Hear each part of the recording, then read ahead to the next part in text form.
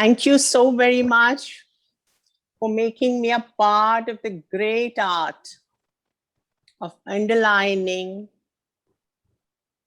the magic of responsible responsible music of magic of art. So you know already that all the world over, especially in conflict zones like Sub-Sahara region, the Arab world, Latin America, and Southeast Asia, women are playing the great role of initiating the art of mothering the earth in a world which is crumbling under the pressure of hyper-masculinity, war, and terror. Women are the ones who are working through silent language games, working magic on your linguistic subconscious and trying to initiate the samyak drishti and the sthita pragyata part of being, the equipoise that we've been talking about, or in most of the civilizations, especially in India, but elsewhere also. So this whole art of curbing down the hyper masculinity of war and terror, grabbing the lion's share in whatever resources are there with us, and also the hyper femininity. This is also very important. Neither do we want hyper masculine macho men, nor do we want hyper feminine Barbie dolls, on some kind of a spiritual dieting all the time, somebody who's still on the staple diet of poor Lisa complex, somebody who is still bogged down by the good girl syndrome. They are all trying their best to ignite the balance, the equipoise in you. You remember the story in the Mundaka Upanishad, where two birds are sitting on the same branch. One is eating the fruit of karma, and the other one is just observing it. With the kind of equipoise that should rule the world today, curbing of instincts, curbing of excesses is something that poetry advocates, especially women's poetry. I've been asked to give you a perspective of what is happening, especially in the conflict zones, in the world of poetry, by reading out some of my own poems and then talking a bit about the techniques of the curbing down of excesses that is the seed word, not only in poetics, but also in ethics and aesthetics. This is very interesting to observe that, the ruling principle of not only poetics, but also of aesthetics and ethics is equipoise. I'll take the example of hinsa, violence. It's both aesthetically frustrating and ethically frustrating.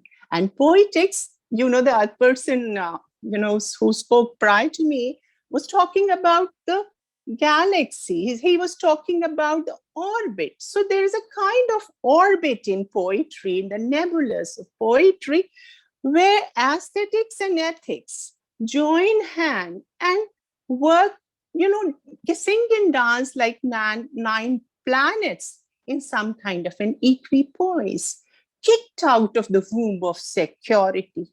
These women from different classes, different castes, different races have just one thing to say. Even men can have a mothering instinct, and this is the time to curb the hypermasculinity and evoke the mother in you. Be a mother to the earth. You know, the physicist was talking, so I've just struck me that, you know, in humor, some kind of a mild electric shock is generated by connecting the opposite wires, the personal and the political, the cosmic and the commonplace, the sacred and the profane. A good poem is a poem that reflects the, you know, ethical concern in its aesthetic structure, the style. So what is the ethical concern? Egalitarian world. So what is the aesthetic structure of a poem? Snap down the hierarchy between the commonplace and the cosmic, the political and the personal, the rich and the poor, etc., etc. And gender, and to curb down gender biases. All kinds of biases, I must tell you, are some kind of a cataract. If you have aging grandparents at home, you would know what a cataract is. It blocks your vision. It blocks the vision not only of aging people, but also of aging civilization. It creates a fog. It doesn't let you see. You know, in the Bible, we have a line, seeing they don't see, hearing they don't hear. So if a cataract of bias is formed, stereotypical responses form against class, against caste, against gender, against a race, then, you know, not only is your vision is blocked, but it's also distorted. Like a laser beam, women's poetry is trying to dissolve this cataract of stereotypes and biases. See for yourself how it plays through humor and makes you sit up by generating this mild electric shock of defamiliarization. मैं एक दरवाजा थी, मुझे जितना पीटा गया, मैं उतना खुलती गई. अंदर आने वाले तो देखा, चल रहा है एक बृहद चक्र. चक्की चलती है तो चरखा रुकता है, चरखा रुकता है तो चलती है कैंची सुई. गरज यह कि चलता ही रहता है अनवरत कुछ कुछ, और अंत में सब पर चल जाती है झाड़ू. तारे बुहारती हुई पहाड़, वृक्ष, पत्थर, सृष्टि के सब टूटे बिखरे कतरे जो एक टोकरी में जमा करती जाती है मन की दुछत्ती पर. The second poem is called नमक. नमक दुख है धरती का और उसका स्वाद भी. धरती का 3 भाग नमकीन पानी है और आदमी का दिल नमक का पहाड़. कमजोर है दिल नमक का, कितनी जल्दी टूट जाता है, बढ़ जाता है शर्म से जब फेंकी जाती हैं थालियां दाल में नमक कम या जरा तेज होने पर. वो जो खड़े हैं ना सरकारी दफ्तर, शाही नमकदान है, बड़ी नफासत से छिड़क देते हैं हरदम हमारे जले पर नमक. जिनके चेहरे पर नमक है, पूछिए उन औरतों से, कितना भारी पड़ता है उनको उनके चेहरे का नमक. जिन्हें नमक की कीमत करनी होती है अदा, उन नमक हलालों से रंज रहता है महासागर. दुनिया में होने न दी उन्होंने क्रांतियां, रहम खा गए दुश्मनों पर. गांधी जी जानते थे नमक की कीमत, और अमरूदों वाली मुनिया भी.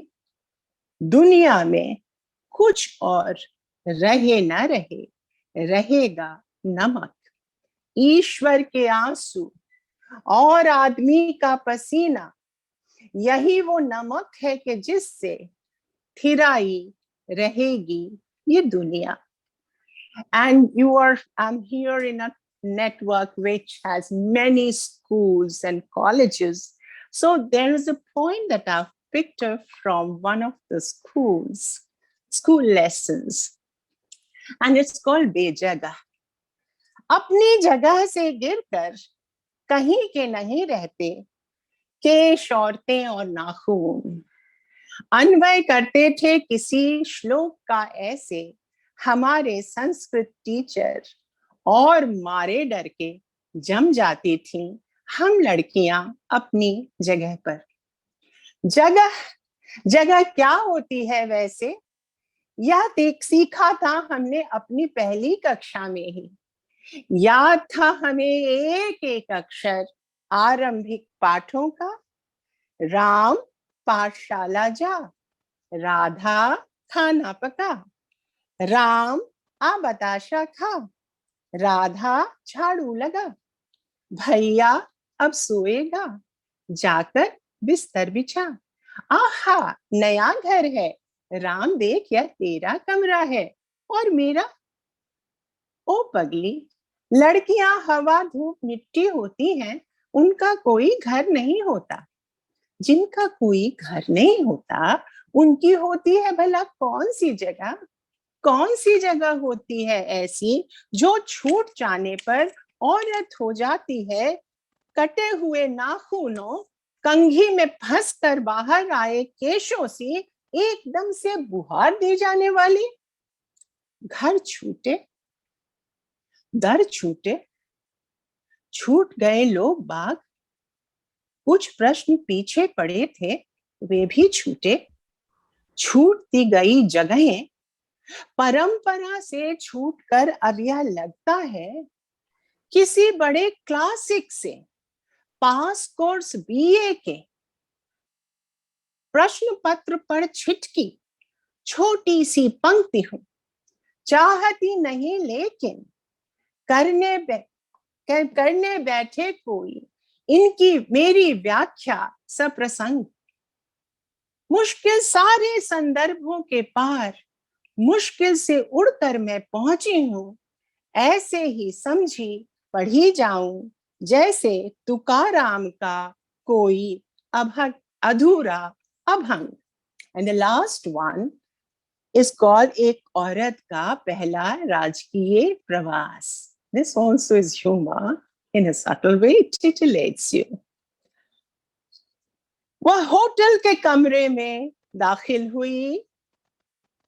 अपने अकेलेपन से उसने बड़ी गर्मजोशी के साथ हाथ मिलाया. कमरे में अंधियारा था. घुप अंधेरा था कुएं का उसके भीतर भी. सारी दीवारें टटोली अंधेरे में, लेकिन स्विच कहीं नहीं था. पूरा खुला था दरवाजा. बरामदे की रोशनी से ही काम चल रहा था. सामने से गुजरा जो बेरा तो आर्त भाव से उसे देखा. उसने उलझन समझी, बाहर खड़े ही खड़े दरवाजा बंद कर दिया. जैसे ही दरवाजा बंद हुआ, बल्बों में रोशनी के खिल गए सहस्र दल कमल. भला बंद होने से रोशनी का क्या है रिश्ता, उसने सोचा. डंलप पर लेटी, चटाई चुभी घर की, अंदर कहीं रीढ़ के भीतर. तो क्या एक राजकुमारी ही होती है हर औरत? 7 गलीचों के भीतर भी ऊपर भी उसको चुभ जाता है कोई मटर दाना आदिम स्मृतियों का. पढ़ने को बहुत कुछ धरा था, पर उसने बांची टेलीफोन तालिका और जानना चाहा अंतरराष्ट्रीय दूरभाष का ठीक ठाक खर्चा. ये आईएसटी वाले दिन थे. फिर अपने सब डॉलरें खर्च कर उसने 3 किए अलग अलग कॉल. सबसे पहले अपने बच्चे से कहा, हेलो हेलो बेटे, पैकिंग के वक्त सूटकेस में ही तुम ऊँघ गए थे कैसे? सबसे ज्यादा याद आ रही है तुम्हारी, तुम हो मेरे सबसे प्यारे। अंतिम दोनों पंक्तियां अलग अलग उसने कहीं, ऑफिस में खिन्न बैठ अंट शंट सोचते अपने प्रिय से, फिर चौके में चिंतित बर्तन खटकाती अपनी मां से। अब उसकी हुई गिरफ्तारी, पेशी हुई खुदा के सामने कि इसी एक जुबान से उसने तीन तीन लोगों से कैसे ये कहा, तुम हो मेरे सबसे प्यारे। ये तो सरासर है धोखा, सबसे ज्यादा माने सबसे ज्यादा। लेकिन खुदा ने कलम रख दी और कहा, औरत है, उसने ये गलत नहीं किया, नहीं कहा। So if you could rewrite yourself and translate this world of hyper masculine and hyper feminine imbalance and this world of sick hurry and divided aims into a world more green and serene, you will have a real, poetry pulsating through every object around you. The way there are seeds of Buddhahood and Devatva in all of us, there are seeds of poetry in all of us. You all are a potential poet. So work, learn a few techniques, and the rough draft of life is already there. You have to just learn to make a fair copy of whatever has been given, and you can see the change. I mean, all the best for a very poetic kind of a life, for bringing out the mother in you. I really wish you well and pray to the universe to generate in you the eyes of a mother. Even men, my boys, you are capable of, getting on to that mother self. Bye.